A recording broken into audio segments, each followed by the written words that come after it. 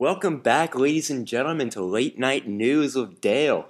Tonight we got our World War I veteran. His name is Paul Bäumer. Served for 3 years. How are you doing, Paul? I'm doing great, Dale. Well, that's great, Paul. So first of all, how do you get involved in the war? Well, actually, Dale, it might be quite surprising, but I was never interested in joining the army. Is that right, Paul? Can you please elaborate? Yeah, it all began with my school teacher by the name of Canete. This was a man with absolutely no military background, and yet he was inspiring me and many of my classmates with nationalistic ideals. In the end, he was an old man calling us coward when he himself was not ready to do what he asked of us. Many of my classmates, totaling of 6, joined the army. Till now, only I am alive. And for this, I blame it all on this man.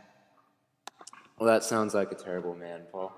So, can you describe your first impressions of war and how the realities hit you? The realities of war, Dale, really hit me when I first came in contact with death.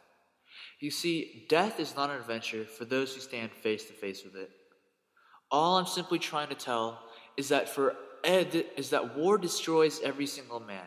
And even though some may escape shells, they are still, in their minds, destroyed by war.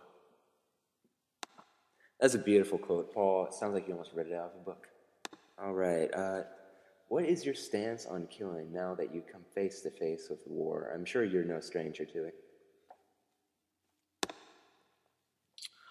Although I am a veteran, and I have killed many men, there is never getting used to killing. There is this one instance when, on a standard reconnaissance mission, I was caught in the middle of an assault. A Frenchman jumped in the same crater in which I was sheltering myself in. Unconsciously, I lunged at the man and stabbed the man's neck. Dale, I had that man in the center of my arms. I was holding him as he died. I swore to make amends with that man, that after the war I would go and reconcile with his family. That man looked at me, looked in my eyes, and he looked at me with fear. Dale, I have never enjoyed killing, and I hope no one has to go and experience the tragedies of war. Well, I'm really sorry to hear that, Paul. So, after spending so many months in the war, what was it like when you went on leave? How was the family and all that? Leave was strange, Dale. As soon as I got home, it seemed like everything was different, even though I knew everything was the same, and that it was I who have changed. When I talked to my family, it seemed as though there was no more love in the conversations. Well, at least no more love on my part. All I wanted was some peace and quiet, and it seemed like every person in town wanted to know all the successes about war. No one had a true sense of the horrors and reality that we face every single day. That must have really been terrible. So, in general, how did you cope with war? War was a very stressful event. But the thing that really got me through was the comrades who were always at my side. I knew that every single time I stepped out of that trench, that they would be there to give me cover. I knew that even if I had fallen out in the field, that they would recover my body. It was these comrades and this sort of trust that got me through the war, a bond so strong that I knew it could transcend even death.